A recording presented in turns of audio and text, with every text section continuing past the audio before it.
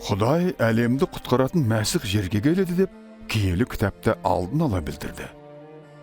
Исаның өмірі оның расында да пайғамбарлардың алдын ала айтқан Мәсіх екенін дәлелдейді.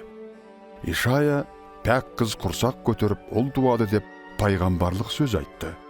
Бірнеше ғасырлардан кейін Исаның дүниеге келуі осы пайғамбарлық сөзді орындады. Киелі жазба пәк қыздан туылатын ұл Құдайдың рухани ұлы болады деп жариялады. Яғни Исаға тәндік мағынада емес, рухани мағынада Құдайдың ұлы деген ат қойылды. Біз мұны Исаның қалай өмір сүргенінен көреміз.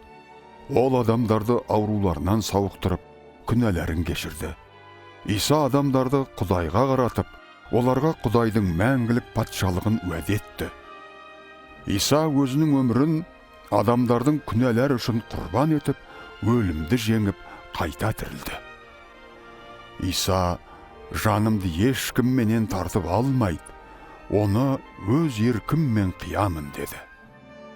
Исаның өмірі пайғамбарлардың алдын ала айтқандарын орындауымен қоса, Құдай сөзінің шындығын дәлелдеді.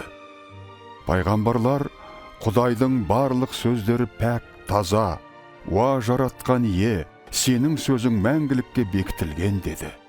Иса аспан мен жер жойылатын болады, бірақ менің сөздерім еш жойылмайды деді. Иса бізге мәнді, жарылқаулары мол өмір беру үшін келді. Адам ежелде пейіш бағында Құдайға мойын сұнбай, өз жолын таңдаған еді. Адамның істегені оны жаратқаннан ажыратты. Киелі кітапта бәрі де күнә жасады, ал күнәнің нәтижесі өлім деп жазылған. Яғни рухани өлім, Құдайдан мәңгі алшақ болу. Құдай Ибраим пайғамбардың ұлының орнына құрбандыққа қошқарды бергені сияқты, біздің орнымызға да Иса Мәсіхті құрбан болуға жіберді. Исаның өмірі, өлімі мен қайта тірілуі, Құдай мен оған сенім артқандардың арасындағы қарым-қатынасты қалпына келтірді. Сондықтан Исаның соңынан еретіндердің күнәлары кешірілген, және олар Құдайдың жазасына ұшырамайды. Олар жұмаққа баратынын, және онда Құдаймен мәңгілік бірге болатынын біледі. Иса қазіргі таңда әрбір адамға осындай шынайы өмірмен күнәнің құлдығынан азат болуды ұсынады. Бұл дінді ұстану емес, қайта мен есік алдына келіп қағып тұрмын. Кімде-кім даусымды естіп есік ашса, мен оның жан дүниесіне еніп, онымен бірге дастархандас боламын деп айтатын Исаға сену. Исаға сену дегеніміз, Құдайға қарап, Исаның күнәларымызды кешіріп, бізді өз қалауына сай адам ету үшін жүрегімізге кіргеніне сену. Исаның осы шындықтарын жай ғана ақылымызбен, не сезімдерімізбен түсініп қабылдау жеткілікті емес. Біз Исаны Құдайдың рақымы мен сенім арқылы қабылдаймыз. Ал бұны біз тек өз еркімізбен ғана істей аламыз.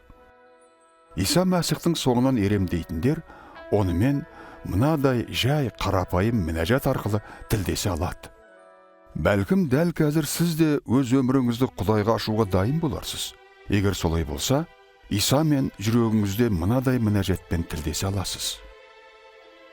Ием Иса, мен саған мұқтажбын. Менің күнәларымның құнын өтеу үшін, айқыш ағашта жаныңды қиғаның үшін рахмет.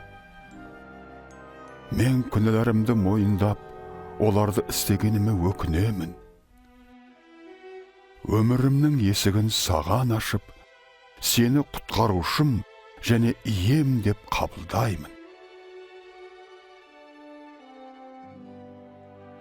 Күнәларымды кешіріп, мәңгілік өмір сыйлағаның үшін рахмет.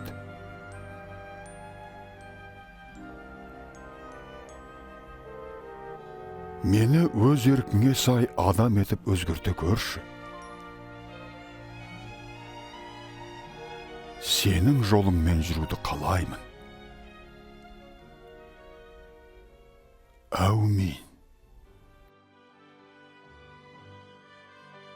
Иса өзінің жолымен жүретіндер туралы былай дейді. Менің қойларым даусымды естіп бағынады. Мен оларды жақсы білемін, олар маған еріп жүреді. Иса уәде еткен жарылқауларға мол өмір сүру үшін Исаның соңынан еретіндер, онымен күнделікті мінәжат арқылы тілдесіп, оның сөзін оқып тыңдайды. Басқаларға Иса туралы айтып, оны сүйіп, соңынан ергендермен жиі кездесіп жүреді. Исаның тамаша уәдесін есіңізде сақтаңыз. Маған көк пен жердің барлық билігі берілген. Естеріңде болсын.